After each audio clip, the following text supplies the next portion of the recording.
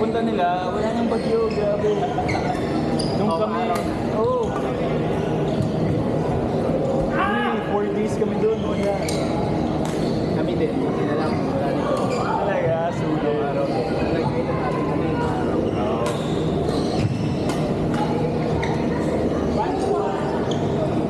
Mga 7, 8, nasa hotel na kami. Kasi sobrang lakas ng ulan. Ano yung dagat? Oo, nakalagay doon, no swimming. Sunday hanggang Thursday. Okay lang po na ba yung... so... Umuwi kayo or yung holiday na? Holiday na. Pag talaga, ano. Ganda ko eh.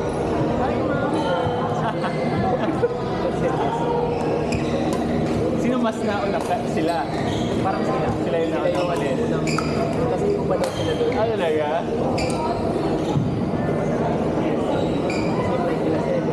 Ah, tapos, nung ano pa nun, di ba di ako nakasama ng laro sa Saturday? Naglaban pa kasi ako. Kasi may wedding din, yung classmate na. Grabe. Yung sasakyan ko na airline papunta Boracay. Royal Air. First time ko mag Royal Air. Bago siya. Ano yun siya? Boracay saka Palawan. Yung ano niya. Boracay saka Palawan. Routes niya. Tapos, sobrang pagod ko siguro. Dito ako nakaupo sa medyo harap siguro mga 10 new seats ko. Ako yung last na nakababa. Winising na ako ng flight stewardess. Sabi pa ng flight stewardess, "Sir, parang puyat na puyat ka ng gabi ah." Ako na yung last na pumasok sa bus. First time ko yun. Anong work? Waiting pa. Oh, wedding. Oh. Kasi,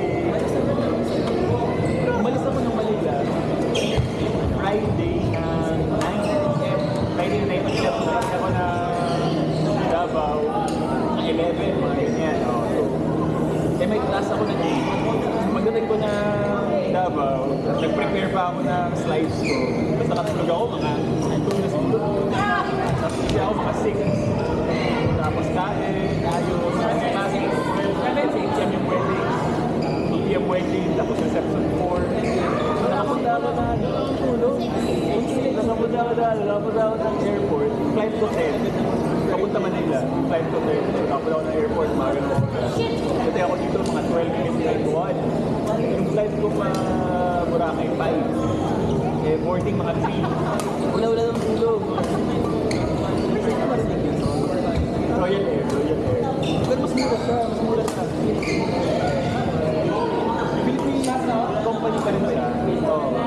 Pero parang luma siya ng mga planes, ng mga setback siguro mga ganun. Kaya mas mura siya. Tapos talagang 2 flights a day lang, parang 2 flights a day. Tapos yung mga flights, okay naman, parang sa laptop naman ako. Parang setback lang talaga siya. Iniba yung test. Parang ganun. Tapos, kasi yung same na flight na yun, dapat sabay ako kay Vlad yung 9 a.m. yung flight. Yung ticket mo nasa 5 a.m. sa harap. Yun, parang mga 2K, 1 way. So, ako, mura lang. Hindi ko muna matagal yan. Hindi ko 1 week. 1 week. So, mura lang yung Royal Air. Mura lang siya. Ano lang, puro domestic na. Oo. Boracay at saka Palawan yung ano nila, flights nila. Meron pang isa parang ganun din Boracay sa natin lang Boracay at saka Palawan sa flights na yun. So meron din isang local na same talaga siya. Yung catch na, strict sila sa, so nag-check-in ako na 10 kilograms kasi dala ko laptop, tapos 7, isa lang yung weight. So kung may laptop ka, di ka na pwede trolley. So pina-check ko yung trolley. So okay naman, may 10 kasi sila sa setback, parang 600 na agad. May 10 sila sa mga 300 na. Mas muna siya. Pag mag-Boracay ka na, try nyo. Royal Air. 5 a.m.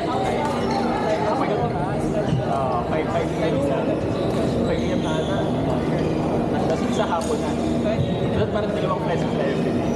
Pero sulit siya kasi ano, baka mas mura pa yun. Parang hindi naman. Same lang naman siya ng ano. Same lang naman siya ng views. Wala, nakatulog lang talaga ako noon. Pagtupo ko talaga, Ilang oras ba yan? Ano lang ano? siguro 1 hour na lang siya. Siguro, alam ka na. Oo, kasi 1 hour 20 minutes, kaputuan na yun. Ito, Visayas na.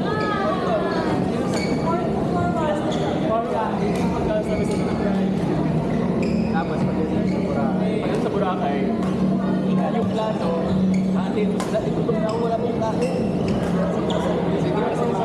Sabi ko, una na ako.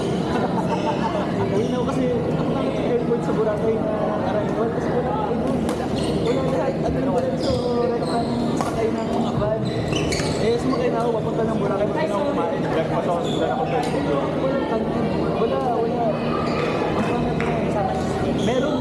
Merong para pasalubong sa pwede sa loob. Nasa loob. Merong mga rice meals. Parang mga sandwich, mga ganyan, yung mga sandwich.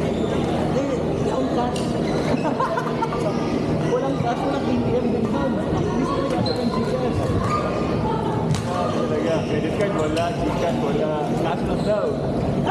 May ATM, offline. Balas ko tayo. Umuwi na ako. Ay, pumunta na ako sa ano. Nauna na ako sa kanila. 3-6.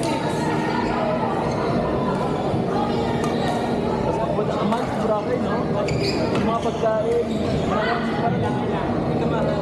Parang bansa. Parang isang billion for month. Alam mo yung mga mura. Meron. Oo. May mga taps naman, mga ganyan. Pero yung normal na kain talaga, parang kailangan ng 500 per meal.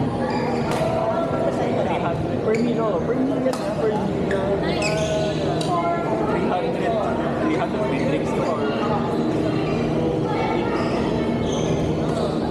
Kaya dapat, ano, pag-brunch ka na.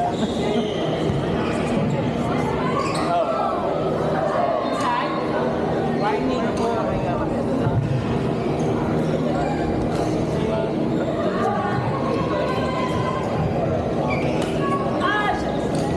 Dito lang nakaligo. Tapos, Sunday yun, no? Sunday. 4 p.m. Pool party. Anong tulog yun? May pool party ba? Kasi pool party before the wedding. Yung wedding mga Wednesday kasi yung wedding Tuesday. Saan yung pool party? Sa beach. Sobrang close yung yung wedding kasi yung 2-hour window na nag-represent sa labas, yun ang